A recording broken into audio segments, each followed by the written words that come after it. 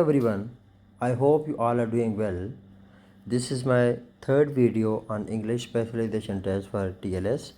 When you go for TLS, especially for English specialization test, you would see that after Arabic transfer, this portion would come. That is known as assessment literacy. Again, this portion consists of almost 8% of the whole test and it includes 10 questions. This section assesses the teacher's knowledge of the principles of good assessment, including the purposes of testing, test development, and item construction. Let's go into the details and let's discuss the MCQs which you may face in the real test as well. Here is question number 1. At the end of the course, the teacher gave the students a test on what they had covered. This assessment is known as here answer is A, achievement test. Which of the following assessment types is primarily used to measure students' knowledge and skills at the end of a course or unit? Here option number C, summative assessment. Actually, these summative assessments are usually conducted at the end of a course or unit to measure students' overall knowledge and skills. They provide a summary or sum up of what students have learned.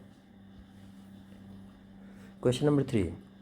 Which of the following is an example of a performance-based assessment in an English classroom?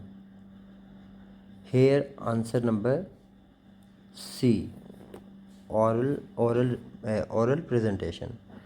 Actually, an oral presentation requires students to demonstrate their speaking skills, which is a performance based assessment. It assesses their ability to effectively communicate and present information orally. Question number 4. Which of the following best describes the purpose of diagnostic test? Here the answer would be option B, to provide feedback on students' strengths and weaknesses before instruction.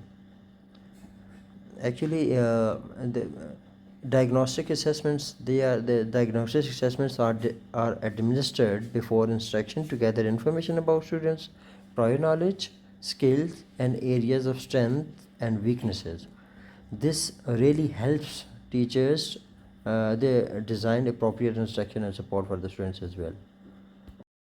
Number 5. A teacher wants to assess students' speaking skills in an English language class. Which of the following assessment methods would be most appropriate?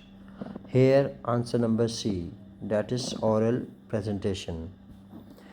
An oral presentation allows learners to demonstrate their speaking abilities in a real world context. Question number 6. Which of the following is an example of a holistic scoring rubric used for assessing students' writing? Here it's answer number C, that is descriptive rubric. This descriptive rubric actually provides an overall assessment of a student's writing by describing different levels of performance. It does not assign points or break down the assessment into specific criteria like an analytic rubric. Question number 7. Which of the following is an example of a performance task in an English language classroom? Here the answer number C is the correct answer. That is group discussion. This group discussion requires students to actively participate, communicate, and collaborate with their peers, demonstrating their speaking and listening skills. Of course, it's a performance task as it involves the application of language skills in a real life context. Question number 8. What is the purpose of using a rubric in assessment? Here the answer would be option B, to provide feedback to students. Of course, rubrics are they're used to provide clear and specific criteria for assessment. They help students understand the expectations and provide feedback on their performance, highlighting areas of strength and areas for improvement as well. Question number 9. When assessing students' writing skills, what is the advantage of using a holistic scoring method? So here the answer would be option number B. It allows for easy comparison among different students' writings. Actually, holistic scoring provides an overall assessment of a student's writing performance, considering multiple aspects of as a whole. It allows for easy comparison among different students' writings by considering the overall quality rather than breaking down the assessment into some specific elements. Question number 10. Which of the following is an example of an authentic assessment task in an English language classroom? Here, answer number C, role play activity.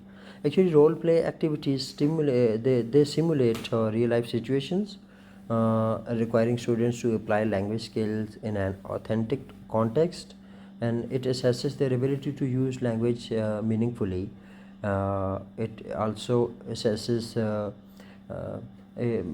to use language meaningfully and interact with others and demonstrate their communication skills. Question number 11. What is the purpose of using self-assessment and peer assessment in the classroom? Here, answer number C. To encourage students to take responsibility for their own learning. Self-assessment and peer assessment promote students' autonomy, of course, and it also promote their metacognitive skills. They encourage students to reflect on their own learning, assess their progress, and provide feedback to peers. It also fosters ownership of learning and self-directed learning skills. Thank you very much for watching the video and stay tuned for the more videos. Also, don't forget to like and subscribe. Take care. Bye bye.